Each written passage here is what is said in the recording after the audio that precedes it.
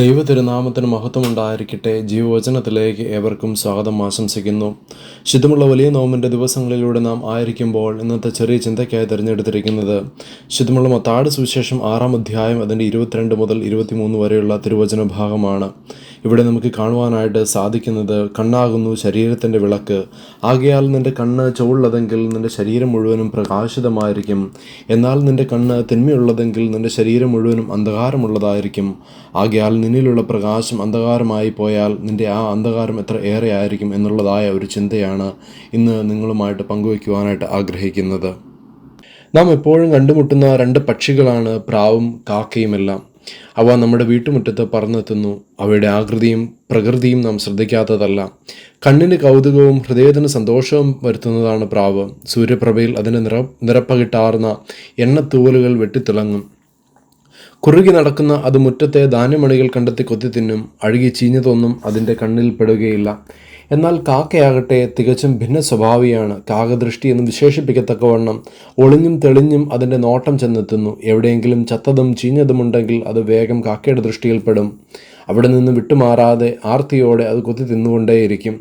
മനുഷ്യരിൽ ഇവയുടെ പ്രതിനിധികളെ നമുക്ക് കാണുവാനായിട്ട് സാധിക്കും. ചിലർ ഏത് സാഹചര്യത്തിലും എല്ലാ കാര്യങ്ങളിലും നന്മ കണ്ടെത്തുന്നു. എന്നാൽ അതിൽ അവർ ആനന്ദിക്കുകയും ചെയ്യുന്നു, സംതൃപ്തി വെളിപ്പെടുത്തുന്നു. എന്നാൽ ഇങ്ങനെയുള്ളവരുടെ സംഖ്യ സമൂഹത്തിൽ വളരെ കുറഞ്ഞുകൊണ്ടിരിക്കുകയാണ്. എങ്കിലും അവരുടെ വേരറ്റുപോയിട്ടില്ല. മറ്റൊരു കൂട്ടർ എവിടെയും എല്ലാറ്റിലും കുറവും കണ്ടുപിടിക്കുന്നവരാണ്. പറന്നു പോകുന്ന കാക്കയ്ക്ക് വരെ കുറ്റം കണ്ടുപിടിക്കുന്ന രീതിയിലുള്ള ആളുകളുണ്ട്. അവരുടെ ദൃഷ്ടിയിൽപ്പെടുന്നത് തിന്മയും ദോഷവും മാത്രമായിരിക്കും. ക്ഷീരമുള്ളവർ അകിടം ചുവട്ടിലും ചോര തന്നെ കൊതുകിന് കൗതുകം എന്ന് കവി പറയുന്നതായിട്ട് നമുക്കറിയാം. എന്ന് പറയുന്നത് പോലെ തന്നെ നന്മകൾ നിറഞ്ഞ ചുറ്റുപാടിലാണെങ്കിലും ദോഷൈക ദൃക്കുകൾ തിന്മ തിരഞ്ഞു പിടിച്ച് കണ്ടെത്തുക തന്നെ ചെയ്യും. ഗുരുവും ശിഷ്യന്മാരും കൂടി യാത്ര പോകുന്നതായ ഒരു സാഹചര്യത്തിൽ വഴിയിൽ ഒരു പട്ടി ചത്തു കിടക്കുന്നതായി കണ്ടു.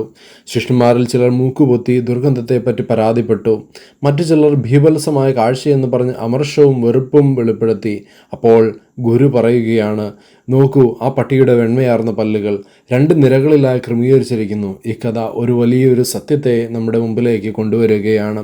ചീഞ്ഞഴുകുന്ന സാഹചര്യത്തിൽ പോലും നന്മയുടെ കണിക കണ്ടെത്തുവാൻ കഴിയുന്നതായ ഹൃദയം അതത്ര ശ്രേഷ്ഠമാണ് എന്ന് നാം ചിന്തിക്കേണ്ടിയിരിക്കുന്നു. ശരീരത്തിൻ്റെ വിളക്ക് കണ്ണുകളാണെന്നും കണ്ണ് ചുവള്ളതായാൽ ശരീരം മുഴുവൻ പ്രകാശിതമായിരിക്കും എന്ന് യേശുക്രിസ്തു പ്രസ്താവിച്ചത് അർത്ഥപൂർണമാണ്. ഇരുണ്ട കണ്ണുള്ളവർ ദോഷം മാത്രം കാണുന്നവരും അതിൽ രസിക്കുന്നവരുമായിരിക്കും.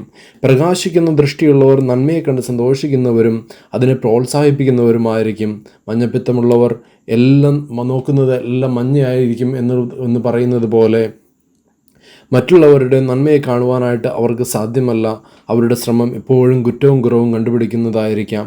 ജന്മന കുരുടനായിരുന്നതായ ഒരു മനുഷ്യന് യേശുക്രിസ്തു കാഴ്ച നൽകിയതായ സംഭവം ഈ നോമ്പിലൂടെ കടന്നു പോകുമ്പോൾ നാം വായിക്കുകയും പഠിക്കുകയും ചെയ്യുന്നുണ്ട്.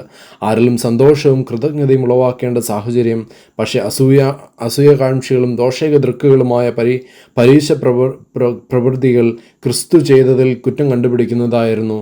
ഈ നോമ്പിൻ്റെ നാളുകളിലൂടെ നാം കടന്നു പോകുമ്പോൾ പരീശന്മാരെ പോലെയാകാതെ യേശുക്രിസ്തുവിൻ്റെ വചനത്തെ സ്വീകരിച്ചുകൊണ്ട് യേശുക്രിസ്തുവിൻ്റെ മാർഗത്തിലൂടെ ചരിക്കുവാൻ, മറ്റുള്ളവരിൽ നന്മ കാണുവാനായിട്ട് ഈ നോമ്പിൻ്റെ നാളുകളിൽ എനിക്കും നിങ്ങൾക്കും സാധിക്കട്ടെ. അതിന് ഇന്നത്തെ ചെറിയ ചിന്ത നമ്മെ സഹായിക്കട്ടെ എന്ന് പ്രാർത്ഥിച്ചുകൊണ്ട് ആശംസിച്ചുകൊണ്ട് എൻ്റെ വാക്കുകളെ നിർത്തുന്നു. ഏവർക്കും ശുഭകരമായ ഒരു ആഴ്ച ആശംസിച്ചുകൊണ്ട് പ്രാർത്ഥനയോടെ നിർത്തട്ടെ. ദൈവ തിരുനാമം മാത്രം മഹത്വപ്പെടുമാറാകട്ടെ.